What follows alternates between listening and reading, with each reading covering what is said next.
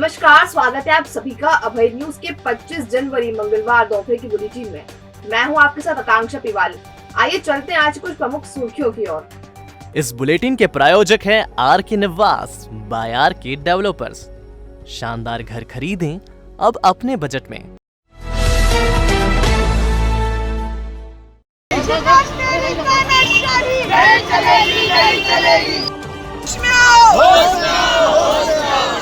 मध्य प्रदेश में दूध की गंगा बहाओ। शिवराज सरकार की नई शराब नीति के खिलाफ धार्मिक नगरी उज्जैन से शंखनाद हो गया है। मुस्लिम समुदाय से आने वाली कांग्रेस की फायर ब्रांड नेत्री नूरी खान ने शराब नीति को लेकर आंदोलन छेड़ दिया है। नूरी ने मंगलवार को अनूठा प्रदर्शन किया। पहले उन्होंने दूध बांटा, फिर शराब दुकानों पर ताला जड़ने निकल पड़ी। इस दौरान सीएम शिवराज सिंह चौहान के खिलाफ जमकर नारेबाजी की गई। मध्य प्रदेश में दूध की गंगा बहाओ। उनके साथ प्रदर्शन में बड़ी संख्या में महिलाएं शामिल हुई। 5 दिन पहले शिप्रा की पवित्रता को लेकर जल सत्याग्रह करने वाली नूरी खान केडी गेट स्थित देसी शराब दुकान को बंद करवाने पहुंची। उनके साथ महिला नेत्रियों का जत्था था। इन लोगों ने हाथों में नारे लिखी तख्तियां उठा रखी थी। इन पर लिखा था, सस्ती शराब महंगा इलाज वारे शिवराज, महंगा तेल सस्ती शराब वारे शिवराज, प्रदेश के मुखिया होश में आओ, होश में आओ, शराब पर रोक लगाओ। प्रदर्शन में बड़ी संख्या में महिलाएं शामिल थी। भीड़ की वजह से पूरे क्षेत्र में काफी गहमा गहमी थी। करीब 1 घंटे तक चले प्रदर्शन के दौरान नूरी खान ने शराब की जगह दूध का वितरण भी किया। टंकी से नापकर उन्होंने लोगों को दूध बांटा और कहा कि यह सरकार चाहती है कि घर घर में शराब की दुकानें खुल जाएं। महिला कांग्रेस की प्रदेश उपाध्यक्ष नूरी खान ने कहा कि प्रदेश की मदमस्त सरकार नई आबकारी नीति लेकर आई है। जहरीली शराब की वजह से 60 लोग जान गंवा चुके हैं। नई नीति में सुपरमार्केट में शराब बेची जाएगी, घर घर शराब बनाई जाएगी। हम सरकारी दुकान पर तालाबंदी करने आए थे, लेकिन पुलिस ने दुकान बंद नहीं करने दी। हमने शराब पीने वालों को दूध बांटा है। हम सरकार की आबकारी नीति का विरोध करते रहेंगे। इस आबकारी नीति का विरोध महिला कांग्रेस द्वारा किया है। मैं यहाँ पर स्थानीय एक दुकान को, शासकीय दुकान को बंद करने आई थी ताला लेकर, लेकिन पुलिस ने जोर जबरदस्ती करके हमसे ताला छीन लिया। तालाबंदी नहीं करने दी गई हमें, लेकिन यहाँ पर हमने दूध बांटकर ये संदेश दिया है कि नशा बुरी चीज है और शिवराज सिंह चौहान की जो आबकारी नीति है उसका विरोध हम करते रहेंगे। मध्य प्रदेश को हम बर्बाद होने नहीं देंगे। सीएसपी पल्लवी शुक्ला ने कहा कि नई शराब नीति को लेकर कांग्रेस की महिला उपाध्यक्ष नूरी खान ने केडी गेट की दुकान को बंद कराने का प्रयास किया था, उसे सख्ती से रोका है। प्रदर्शन की कोई परमिशन नहीं ली थी, इसलिए कार्रवाई करेंगे। नई शराब नीति के लागू होने पर एक विरोध प्रदर्शन कांग्रेस का उपाध्यक्ष नूरी खान द्वारा किया गया है, जिसमें देशी शराब दुकान केडी गेट को बंद करने का प्रयास किया गया है। इस प्रयास को सख्ती से पुलिस द्वारा विफल कर दिया गया है। मैम, इनको परमिशन दी गई थी क्या? ये जो क्योंकि जो कोविड चल रहा है, कोविड में रैली निकाल कर आए हैं, कोई परमिशन नहीं थी। आगे की जो भी नियमानुसार कार्रवाई होगी वो सख्ती से की जाएगी। प्रदेश सरकार की नई शराब नीति ने कांग्रेस को आंदोलन का एक मुद्दा और दे दिया है। अब तक भाजपा की वरिष्ठ नेत्री उमा भारती शराबबंदी के पक्ष में थी। अब नूरी खान के रूप में उन्हें एक नया साथी मिल गया है। यहाँ हम आपको बता दें कि कांग्रेस की दिवंगत नेत्री कल्पना परुलेकर ने भी शराबबंदी को लेकर आंदोलन किया था और अपने विधानसभा क्षेत्र महिदपुर में उन्होंने पूर्ण शराबबंदी करा दी थी। बहरहाल अब देखना यह है कि नूरी का आंदोलन कहां तक जाता है, क्योंकि आंदोलन को बीच में छोड़ देना उनकी आदत में शुमार है। लेकिन वह इसे आगे ले जाती हैं तो ये मुद्दा कांग्रेस में नई जान फूंक सकता है। दारू गोदाम के पास स्थित गजरा मसाला चक्की से खाद्य विभाग की टीम ने 704 किलो मिर्च जब्त की है। मिर्च में ज्यादा कलर के लिए ऑयल कलर की मिलावट की गई थी। ऑयल कलर मानव स्वास्थ्य के लिए हानिकारक है। इससे कैंसर और किडनी फेलियर हो सकता है। दरअसल गजरा मसाला चक्की का संचालन धर्मेंद्र दयाल करते हैं। तिरुपति धाम कॉलोनी के रहवासी थोक सप्लायर नितिन लोधी ने उन्हें 750 किलो मिर्च पीसने के लिए दी थी। इसके साथ ही उसमें मिलाने के लिए 500 ग्राम ऑयल कलर भी दिया था। पिसाई के बाद मिर्च लोधी को देने के लिए धर्मेंद्र ने चक्की में ही रखी थी।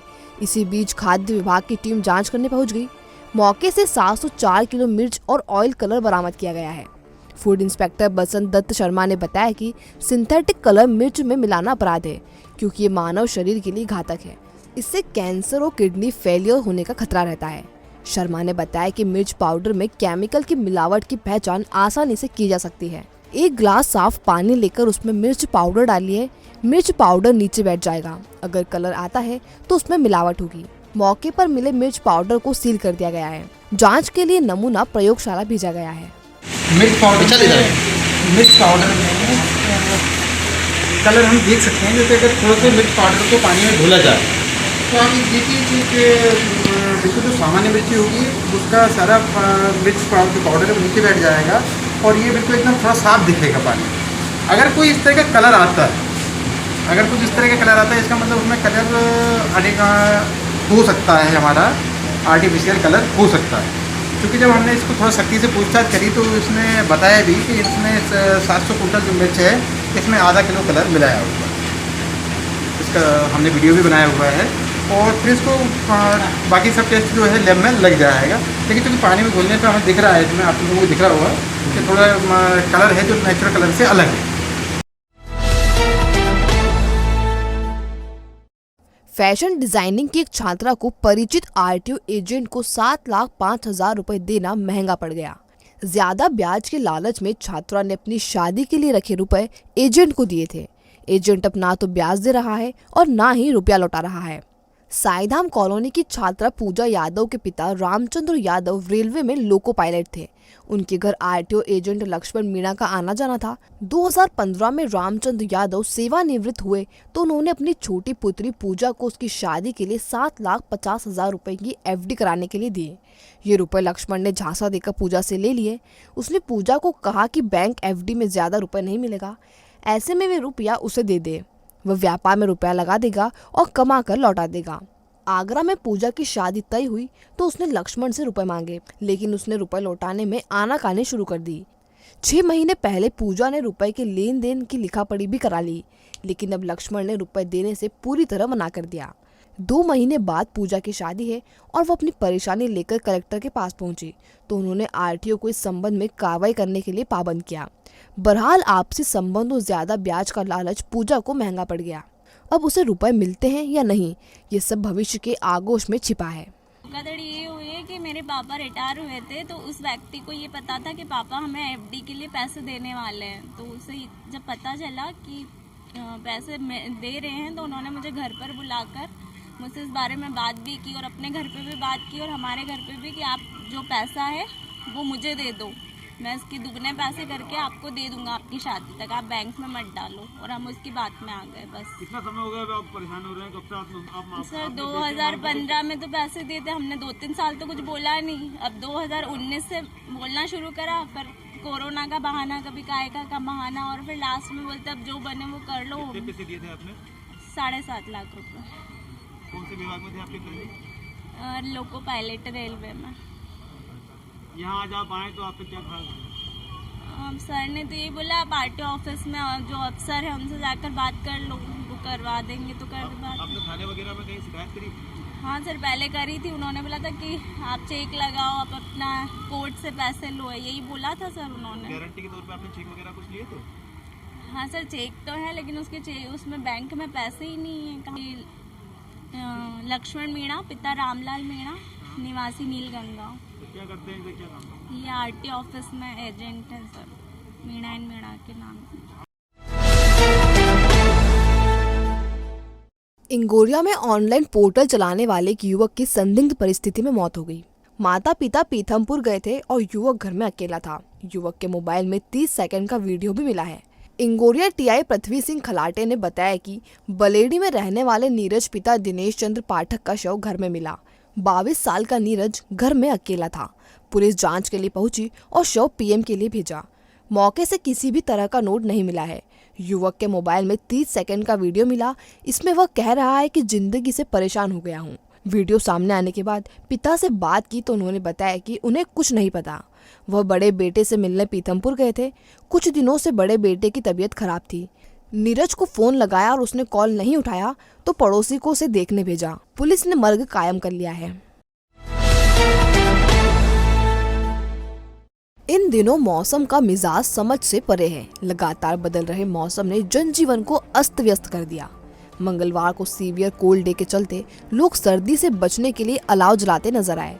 गर्म कपड़ों में लदे होने के बाद भी लोग ठिठुरते रहे। हालांकि सुबह धूप निकली जिससे लोगों को काफी राहत मिली। दोपहर में लोग धूप का आनंद लेते नजर आए। सोमवार को न्यूनतम तापमान 8.2 डिग्री था, जिसमें मंगलवार को 1.5 डिग्री से ज्यादा की गिरावट दर्ज की गई और रात का पारा 6.5 डिग्री सेल्सियस पर पहुंच गया। कम टेस्टिंग के कारण 14 दिन बाद जिले में संक्रमण का आंकड़ा 100 से नीचे आ गया। सोमवार आता है कोरोना बुलेटिन में केवल 98 संक्रमित मिले हैं। इनमें सबसे अधिक सितौतर उज्जैन शहर में है, नागदा में 9, महिदपुर में 8 और बड़नगर में 4 संक्रमित मिले। हालांकि संक्रमित कम मिलने का कारण संक्रमण कम होना नहीं, क्योंकि टेस्ट कम होने के कारण ऐसी स्थिति बनी है। 1329 टेस्ट सोमवार को किए गए थे। नए संक्रमितों के मिलने के साथ ही एक्टिव केसेस की संख्या 1661 हो गई है। इनमें से 1641 होम आइसोलेशन, 10 कोविड सेंटर और 10 डेडिकेटेड कोविड केयर सेंटर में है।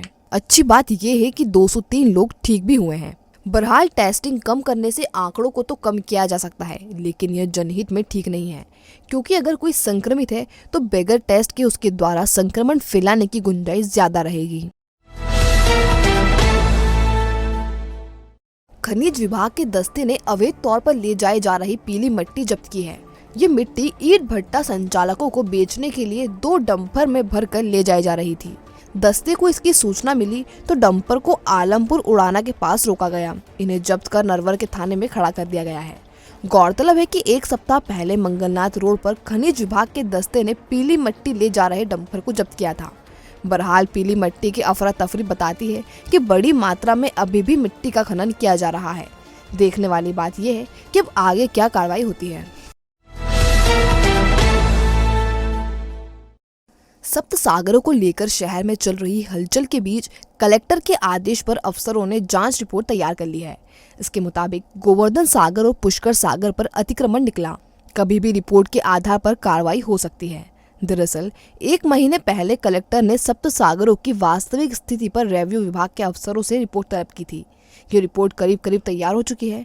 कलेक्टर आशीष सिंह ने बताया कि रुद्र सागर में सीवरेज की समस्या मिली है। इसके निदान का प्रयास किया जा रहा है, जबकि गोवर्धन सागर और पुष्कर सागर पर अतिक्रमण मिला है। इसे हटाने की स्ट्रेटजी तैयार कर ली गई है। देखिए, सप्त सागरों को लेके हमारे पास में पूरी रिपोर्ट लगभग सभी उनको लेके प्राप्त हो चुकी है। कुछ 1-2 जगहों की हालांकि भी बची हुई भी है। 1-2 सागरों पे जो है अतिक्रमण भी निकला है। गोवर्धन सागर वाली एक जो प्रक्रिया थी वो हम लोगों ने चला ही रखी है। इसके अलावा पुष्कर सागर और 1-2 और जो खासतौर पर रुद्र सागर है उसमें अतिक्रमण तो नहीं, लेकिन सीवर की बहुत बड़ी समस्या निकली थी। इन सभी चीज़ों के लिए हमने अलग अलग से स्ट्रेटजी बनाई हुई है। बहुत जल्दी इन पे काम करना हम लोग चालू करेंगे। और अब खबरें दे दनादन। राजपूत समाज का 28वां युवक युवती परिचय सम्मेलन 27 फरवरी को होगा। कालिदास अकादमी के सूर्य नारायण व्यास सभागृह में परिचय सम्मेलन सुबह 11 बजे शुरू होगा। अखिल भारतीय क्षत्रिय महासभा के हरदयाल सिंह ठाकुर ने बताया कि 28वां परिचय सम्मेलन होगा। तपोभूमि के प्रणेता मुनि श्री प्रज्ञा सागर जी को पुष्पदंत सागर जी ने आचार्य श्री की पदवी प्रदान की। पुष्पगिरी तीर्थ में लकड़ी की चौकी पर बैठकर पिच्छी और कमंडल प्रदान कर आचार्य का पद सौंपा गया। विश्वविद्यालय की वॉलीबॉल टीम में घटिया के रुखसार अली का चयन किया है।